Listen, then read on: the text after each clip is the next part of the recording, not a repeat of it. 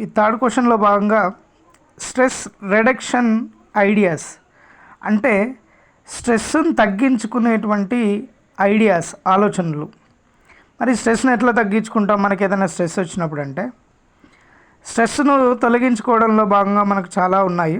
అందులో hammer, brisk walk, rehydration, cat nap, crying ఇలాంటి కొన్ని ఉంటాయి. సో ఫస్ట్ హ్యామర్ అంటే ఏందో చూద్దాం. హాస్యం. మనకు ఏదైనా స్ట్రెస్గా ఉన్నప్పుడు తోటి ఫ్రెండ్స్తో కలిసి నవ్వటం, లేదా ఏదైనా జోక్స్ అనేటువంటిది షేర్ చేసుకోవడం లాంటివి. Brisk walk and self talk. చురుకైనటువంటి నడక. చురుకైన నడక అంటే ఏంది? చాలా ఫాస్ట్గా నడవడం. ఈ ఫాస్ట్గా నడిచినప్పుడు ఏమవుతుందంటే మన బాడీ అనేటువంటిది కొంచెం స్టిమ్యులేట్ అవుతూ ఉంటుంది. సెల్ఫ్ టాక్, నీలో నీవే కొన్ని విషయాలపైన మాట్లాడుకోవడం వల్ల మనకు స్ట్రెస్ అనేటువంటిది తగ్గేటువంటి అవకాశం ఉంటుంది. రీహైడ్రేషన్. ముఖ్యంగా చూడండి, మనకి ఏదైనా ప్రాబ్లం వచ్చినప్పుడు ఫస్ట్ స్ట్రెస్ రాగానే మనకి ఏమవుతుందంటే బాగా దాహం అవుతుంటుంది. మనం ఏదైనా టెన్షన్ పడినప్పుడు మనకు ఫస్ట్ దాహం అవుతుంది. అండ్ మన ఫ్రెండ్స్ పక్కన ఉన్న వాళ్ళు కూడా మనం టెన్షన్ పడుతున్నప్పుడు ఫస్ట్ కొన్ని వాటర్ తాగండి అంటారు.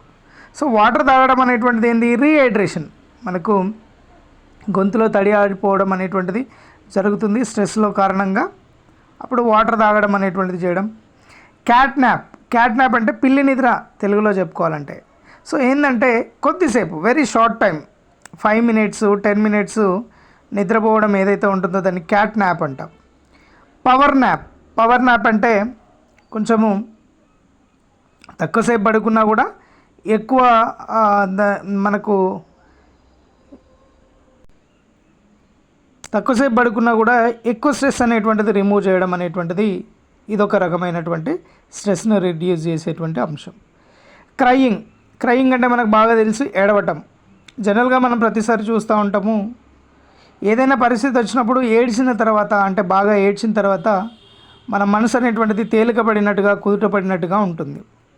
సో ఇవన్నీ ఏవైతే ఉంటాయో మరొకసారి, నవ్వడం ద్వారా, హ్యామర్ హాస్యం, జోక్స్ అని కూడా చెప్పుకోవచ్చు. బ్రిస్క్ వాక్ చురుకుగా నడవడం. సెల్ఫ్ టాక్ తనంతలు తానే మాట్లాడుకోవడం. వాటర్ తాగడం ఏదైనా స్ట్రెస్ వచ్చినప్పుడు. కొద్దిసేపు కునుకు తీయడం, తెలుగులో కరెక్ట్గా చెప్పుకోవాలంటే కునుకు తీయడం. నెక్స్ట్ ఏడవడం. ఇలాంటి అంశాలు అనేటువంటిది స్ట్రెస్ను రెడ్యూస్ చేసే అంశాలుగా చెప్పుకుంటాం మనం. నెక్స్ట్ షార్ట్ క్వశ్చన్లో భాగంగా different type of emotional distress symptoms. అంటే మనకి ఏదన్నా ఇబ్బంది జరిగినప్పుడు స్ట్రెస్కి సంబంధించినటువంటి సిమ్టమ్స్ అనేటువంటిది ఎలాగా ఉంటాయి అనేటువంటిది తెలపడం జరుగుతుంది. సో అందులో ఎమోషనల్ డిస్ట్రెస్ సిమ్టమ్స్. ఎమోషనల్గా డిస్ట్రెస్ ఉన్నప్పుడు సిమ్టమ్స్ ఏముంటాయి? సో ఇందులో మనకు బాగా కోపం, దీన్ని ఏమంటామంటే యాంగర్, కంట్రోల్ చేసుకోకపోవడం. సో కోపం అనేటువంటిది ఒక ఎమోషన్కి సంబంధించినటువంటిది. Anxiety, panic. యాంగ్జైటీ, ప్యానిక్ అంటే అర్థం ఏంటంటే ఆదురత. ఆదురత అంటే ఏంది? ఆగమాగం చేయడము అంటారు కదా. ఏదైనా కోపంలో ఉన్నప్పుడు మనం బాగా యాంగ్జైటీగా ఫీల్ అవుతాం.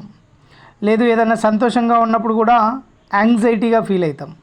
సో తొందరపడడం అనేటువంటిది, ఏ విషయానికైనా చాలా తొందరపడడం అనేటువంటిది ఏదైతే ఉంటుందో దాన్ని యాంగ్జైటీ అంటాం. ఇది ఒక ఎమోషనల్గా మనకి ఇబ్బందిగా ఉండేటువంటి అంశం. Next frustration, irritability. మీరు ఫ్రెండ్ ఎవరైనా బాగా సీరియస్గా చదువుకునేటువంటి టైంలో ఎవరైనా వచ్చి డిస్టర్బ్ చేశారనుకో, మీరేమవుతారు? ఇరిటేట్గా ఫీల్ అవుతారు, చిరాకుగా ఫీల్ అవుతారు. అండ్ వాళ్ళపైన అరవడం కూడా జరుగుతుంది. సో ఇట్లా చిరాకు పడడం ఏదైతే ఉంటుందో దాన్ని ఇరిటేబిలిటీ. నెక్స్ట్ వాళ్ళపైన అరవడం, కోపం ఏదైతే ఉంటుందో దాన్ని ఫ్రస్ట్రేషన్ అంటాం.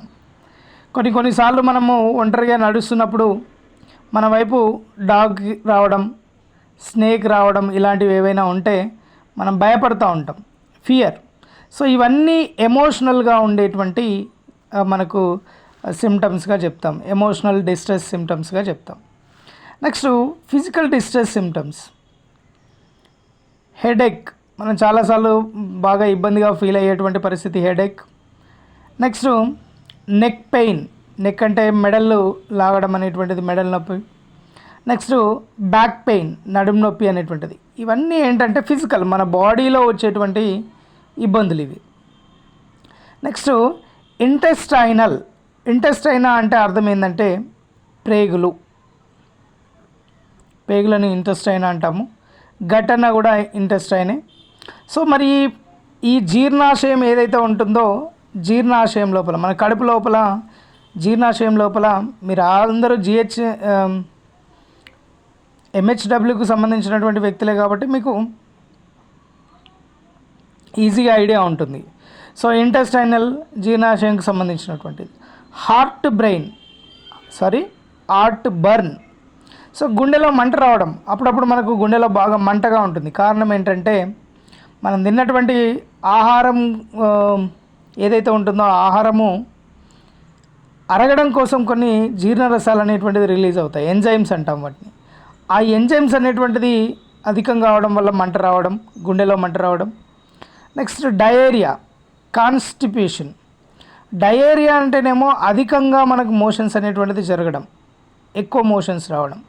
కాన్స్టిపేషన్ అనేటువంటిది మనకు మోషన్స్ అనేటువంటిది ప్రాపర్గా సరిగా రాకపోవడం. ఇవి కూడా మనకు కొంచెం డిస్ట్రెస్లో సిమ్టమ్స్గా ఉంటాయి. స్టమక్ క్రాంపింగ్, కడుపులో తిప్పడం. అప్పుడప్పుడు చెప్తుంటారు మీరు, నా కడుపులో అంత తిప్పినట్టు అవుతుంది అంటాం. దాన్ని ఏమంటామంటే స్టమక్ క్రాంపింగ్ అంటాం. Next acid reflex.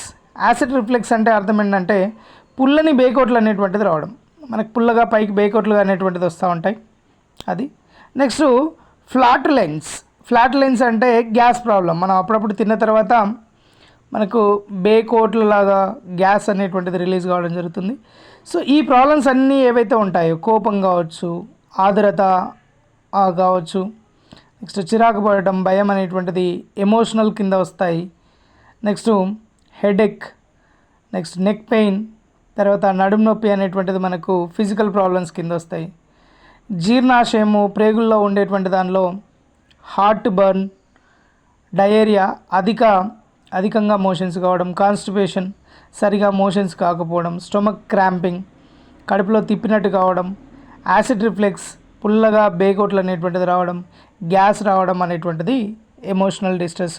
So different type of distress సిమ్టమ్స్గా చెప్తాం. నెక్స్ట్ క్వశ్చన్, డెసిషన్ మేకింగ్ అనేటువంటిది ప్రతి ఒక్క పర్సన్ యొక్క పర్సనాలిటీ డెవలప్మెంట్లో ఇంపార్టెంట్. ఏదైనా సిచ్యువేషన్ వచ్చినప్పుడు ఆ సిచ్యువేషన్కి తగినటువంటి నిర్ణయం తీసుకోవడమే డెసిషన్ మేకింగ్ అవుతుంది. సో డెసిషన్ మేకింగ్ అనేటువంటిది దేనికి సంబంధించింది? It is a mental process, మైండ్కి సంబంధించినటువంటి అంశం. సో మన ఆలోచనకు సంబంధించినటువంటి అంశం అది. So taking decision for a different situation, మనకున్నటువంటి సిచ్యువేషన్కు ఆధారంగా నిర్ణయం అనేటువంటిది తీసుకోవడం అనేటువంటిది ఏదైతే ఉంటుందో దాన్ని డెసిషన్ మేకింగ్ అంటాం. సో డెసిషన్ మేకింగ్ అనేటువంటిది ఒక్కొక్కసారి మనకి ఏం చేస్తుందంటే కన్ఫ్యూజ్ అనేటువంటిది చేయడం జరుగుతుంది. ఫర్ ఎగ్జాంపుల్, మనం ఇప్పుడు గజ్వెల్లో ఉన్నాం, గజ్వెల్ నుంచి హైదరాబాద్కి వెళ్ళాలి.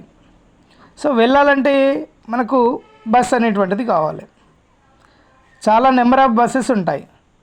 ఇలాంటి సమయంలో ఒక బస్సు వచ్చింది, చాలామంది ఉన్నారు, ఆ బస్సు వెళ్ళిపోతుంది. అలాంటి సమయంలో మనం తీసుకోవాల్సిన డెసిషన్ మేకింగ్ ఎలా ఉంటుంది? ఓకే, ఈ బస్సు పోతే నెక్స్ట్ ఇంకో బస్సు వస్తుంది. సో అట్లా నిర్ణయం తీసుకోవడం అనేటువంటిది ఏదైతే ఉంటుందో దాన్ని డెసిషన్ మేకింగ్ అంటాం. అదేవిధంగా అప్పుడప్పుడు సడన్గా మనం నడుచుకుంటూ వెళ్తుంటే డాగ్ వస్తుంది మన పైకి, అప్పుడు మనం సడన్గా ఎలాంటి నిర్ణయం తీసుకుంటాం? దాని నుంచి దూరంగా పరిగెత్తడం, లేదా చేతిలో ఒక కర్రను పట్టుకొని దాన్ని బెదిరిస్తూ ముందుకు సాగడం, ఇలాంటి నిర్ణయం తీసుకోవడం అనేటువంటిది ఏదైతే ఉంటుందో దాన్నే డెసిషన్ మేకింగ్ కింద మనం చెప్పుకోవచ్చు. So decision making leads to final choice, దానివల్లనే మనము ముందుకు పోవడమా వెనుకకు పోవడమా జరుగుతుంది. సో డెసిషన్ మేకింగ్ ఎప్పుడు కూడా ఐడెంటిఫైయింగ్ ద సిచ్యువేషన్, ఆ ప్రాబ్లం అనేటువంటిది ఐడెంటిఫై చేసుకొని దానికి తగినంగా ఆల్టర్నేట్ సిచ్యువేషన్ ఏదైతే ఉందో మనము తయారు చేసుకోవడమే డెసిషన్ మేకింగ్గా చెప్తాం. సో మరొకసారి, డెసిషన్ మేకింగ్ అంటే నిర్ణయం తీసుకోవడము, ఇది మన మెంటల్కి సంబంధించి, మైండ్కి సంబంధించిన అంశము. ఇది డెసిషన్స్ అనేటువంటిది డిఫరెంట్ సిచ్యువేషన్లో ఉంటుంది మనకు. డెసిషన్ మేకింగ్ ఆల్వేస్ కన్ఫ్యూజింగ్గా ఉంటుంది. కరెక్ట్ డెసిషన్ మేకింగ్ తీసుకున్నప్పుడు మనకి ఎలాంటి ప్రాబ్లమ్స్ అనేటువంటిది ఉండవు. సో డెసిషన్ మేకింగ్ అనేటువంటిది చేసేటప్పుడు ఐడెంటిఫై అయితే సిచ్యువేషన్, ఆ సిచ్యువేషన్ ఏంది, దానికి తగినటువంటి ఆల్టర్నేట్ ఏంది అనేటువంటిది. ఇప్పుడు ఇందాక చెప్పా, డాగ్ వచ్చింది, ఆ డాగ్ వస్తే అయితే వెనకకు పోవడం లేకపోతే ముందుకు పోవడం. వెనకకు పోవాలంటే పరిగెత్తడం, ముందుకు పోవాలి అంటే చిన్న కర్రను తీసుకొని దాన్ని బెదిరిస్తూ ముందుకు వెళ్ళిపోవడం. ఇలాంటి డెసిషన్ మేకింగ్స్ అనేటువంటిది మనకు ఉంటాయి.